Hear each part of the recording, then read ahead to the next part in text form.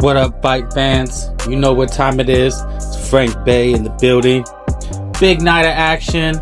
You know what it was. It was Stank Davis doing his thing versus amateur. It was Benachichis doing his thing against the guy who didn't come to fight.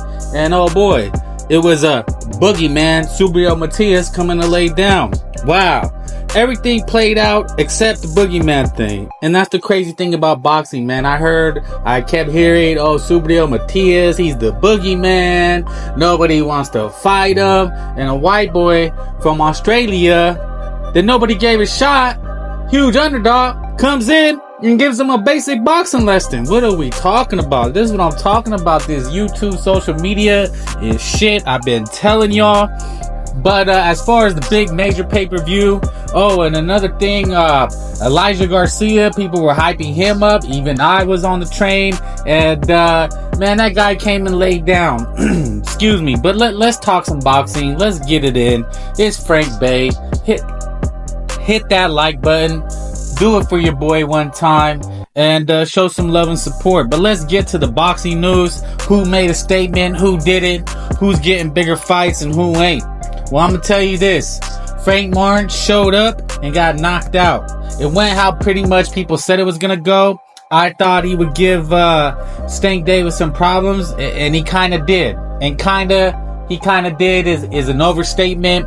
Basically, he survived. He was boxing pretty well, but Tank Davis pretty much just stopped him and made him look like the amateur guy. He started late, and you can kind of see he was tentative. He was worried about the power. It was a mismatch. I mean, the odds said it. And that's why I said when I do my breakdowns, when I talk about the fights, it was like, was this pay-per-view worthy? And it wasn't. This was a gimme comeback fight for Stank Davis. This guy wasn't on the level of Stank Davis. And you know, I don't know if that's it. Are we talking about what is the level of Stank Davis is at? Or what was the level of his opponent? And people had already said they didn't know who Frank Martin was. He had no big fights, and it showed. It played out exactly like people thought. Now, I thought he could give Stank Davis some problems, and he was going to box him pretty good. And he did. And he did until he didn't. And you could just see it coming. Tank Davis has tremendous power. Frank Martin was doing his best, but he did some really ridiculous things. He was just laying up against the ropes, waiting for Stank Davis to basically knock him out. And I believe it was at the 7th round that it eventually happened. But let's give Frank Martin some credit. He boxed pretty well for a guy who started late. He gave Tank Davis some problems. He was landing a couple straight lefts that were getting in, marked up Stank Davis a lot. But you know, Stank Davis really never seemed worried. Frank Martin didn't really have any power or let his hands go enough. And I kept waiting for Frank Martin to use his size and ability, and he never did. It was almost like he was terrified of Stank Davis. Now, again, I'm not on the Stank Davis hype train. I'm just not. And that's why you have to fight the elite competition. You know, there's still Lomachenko out there. There's still Shakir Twitterson. Does he beat those guys? Most likely he does. Now, a young prime Lomachenko, I don't think Tank Davis destroys him. At this point, Tank Davis might just destroy Vasily Lomachenko. It just is what it is. And I hope Vasily Lomachenko doesn't give Tank Davis the boost that he needs. Because it'll be an endless parade as the greatest lightweight ever beating an old and faded Vasily Lomachenko. I think Vasily Lomachenko should stay on his route. Let Stank Davis keep fighting bumps. Because that's the sport of boxing. You know, people want to crown these guys when they haven't done anything yet. So, beating Lomachenko, in my eyes and opinion, wouldn't be very much. And he very well do it at Vasily Lomachenko's old age. Now, that doesn't mean Vasily Lomachenko can't come in and box his ears off. That could very well happen. But at this stage of Vasily Lomachenko's career, can he get up for a fighter as explosive as Stank Davis? But let's talk about Stank Davis. What he did and what he didn't do. How he looked. Tank Davis looked great. He did. He looked great. He doesn't punch a lot, but when he did, it was blistering power and speed. The guy's got it all. He's got speed. He's got quickness. He's got power. His defense does seem like a good sharpshooter can get in there, but it'll be very hard to beat this guy. He's just got the athleticism, and I want to say I pointed it out. I think I did. Frank Martin wasn't the athlete Stank Davis was.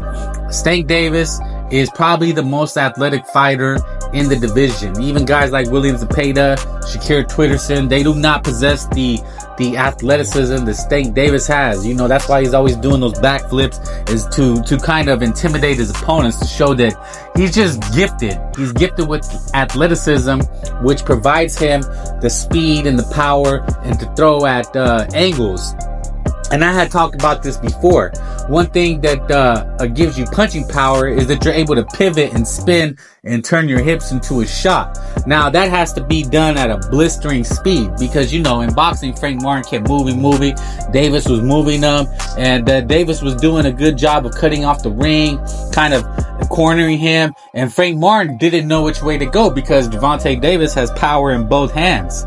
And that's ultimately what got Frank Martin out of there. He wasn't sure where the shots were coming from. And Stank Davis, he does multiple things. He goes to the body, he goes to the head, and they all hurt. They're all thrown with dangerous intention.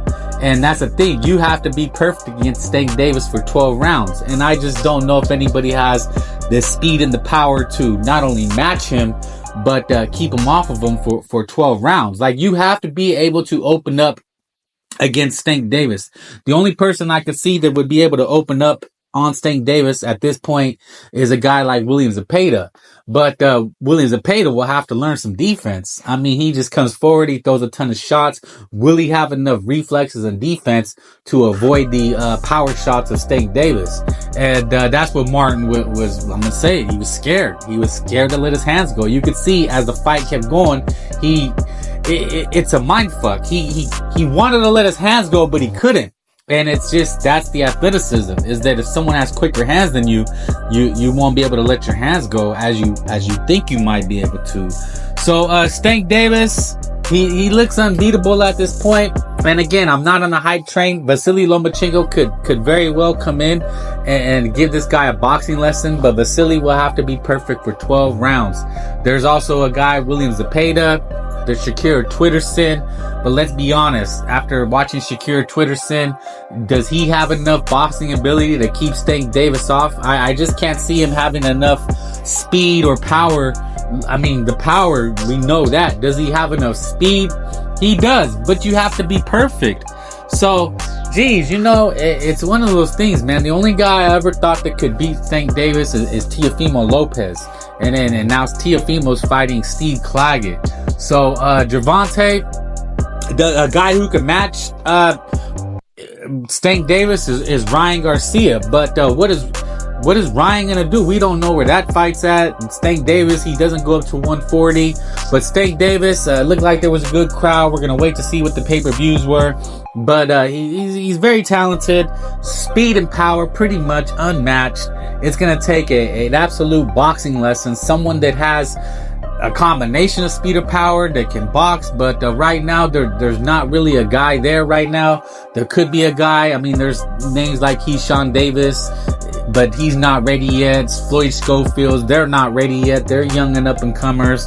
The older guys, Vasily Lomachenko, kind of top contenders, other champions, Shakir Twitterson, William Zepeda. But for my odds, for my money, those guys don't look like, I mean, are you willing to bet on William Zepeda or Shakir Twitterson?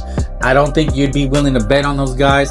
So for right now, the odds-on favorite is Stank Davis right now.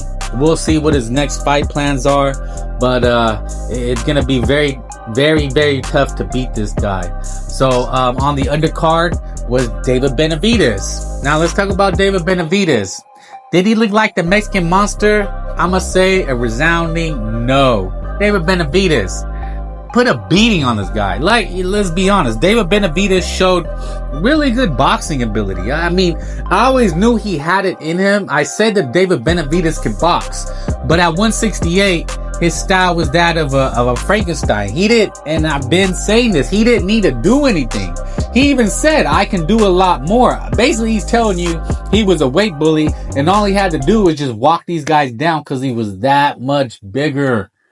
And nobody, it never crossed anybody's mind, right? But I'm gonna break that down. Let's get to that.